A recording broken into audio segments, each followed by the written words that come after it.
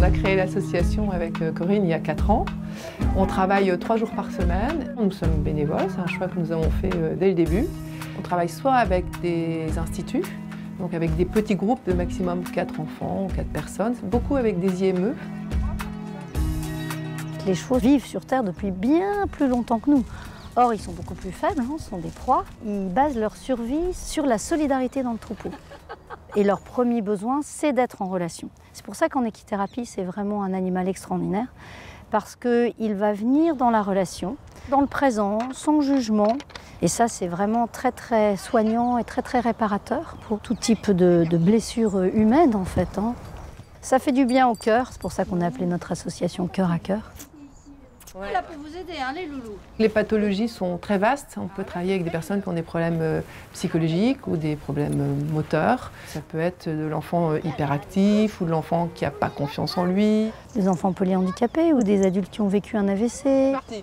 On a des enfants qui sont porteurs d'autisme. On accueille vraiment un public très très varié. Elle a quel âge? 6 ans.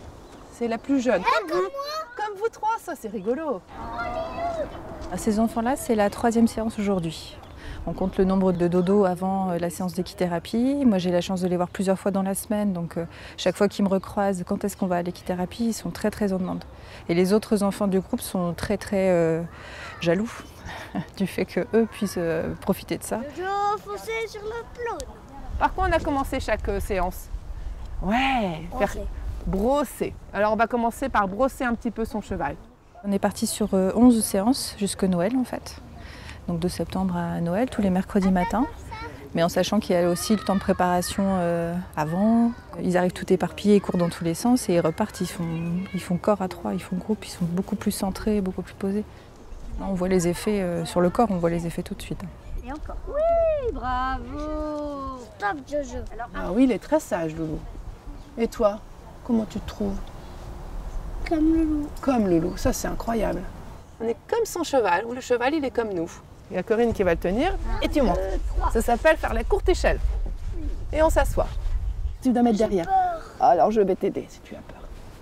On a le droit d'avoir peur, on a tout à fait le droit d'avoir peur. Première séance, ils voulaient absolument pas partir. C'était compliqué de se séparer, parce que c'est aussi compliqué pour les enfants de se séparer. Pour ces enfants-là. Au fur et à mesure des séances, on voit que la séparation elle est moins douloureuse. Donc du coup, elle sera moins douloureuse aussi dans leur vie, avec leurs parents, avec leur famille. Ça se travaille. Vous allez devoir faire demi-tour sur votre cheval. Et une fois que tu as fait ça, tu vas me donner tes mains. Tu vas t'allonger sur le cheval. Voilà. Se reposer, les enfants indiens, en sentant les bruits du cheval.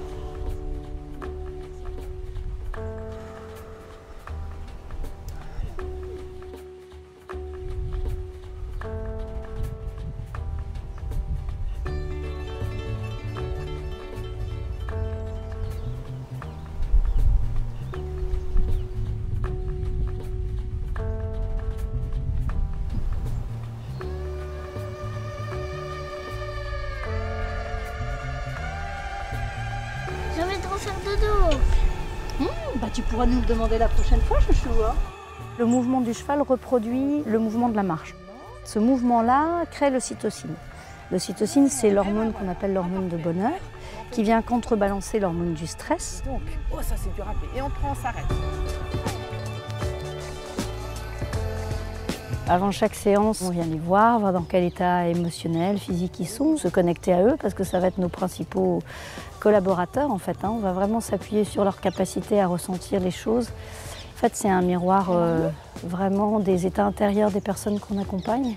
Puis c'est aussi pour nous, équithérapeutes, le moment de se mettre aussi dans une bulle. L'odorat, c'est le sens qu'ils ont le plus développé, et à travers duquel, en fait, ils sont capables de sentir les phéromones. Les phéromones, c'est des odeurs très très subtiles qu'on dégage et qui sont très liées à notre état émotionnel. En fait, le cheval, il observe, il ressent tout de suite quand il y a une tension au sens premier du terme, c'est-à-dire il va le sentir dans son corps.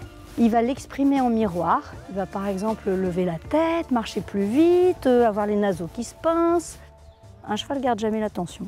Quand il reçoit l'attention d'une personne, il va se contenir et puis après la séance, hop, on les fait bouger. Puis surtout, on les remet dans le troupeau pour qu'entre eux, ils nettoient tout ça. Cette structure a été payée par des fondations, de différentes personnes qui nous ont aidés. L'argent qu'on demande, parce que c'est vrai que les séances sont payantes, bien sûr, va servir pour l'entretien de toute la structure, parce qu'en fait, on a quand même maintenant 4 chevaux et 2 poneys, et ben, ça coûte cher, les animaux, les chevaux, ça coûte cher, il faut les nourrir, les entretenir, il y a des frais de vétérinaire. Comme nous, on travaille un jour sur 2, il reste 2 jours et demi avec le samedi, où d'autres personnes pourraient intervenir, parce qu'on a énormément de demandes. Et ces demandes, on ne peut pas y répondre. À terme, on espère pouvoir ouvrir l'association à d'autres équithérapeutes, pas forcément bénévoles, donc il va falloir aussi pouvoir payer ces personnes.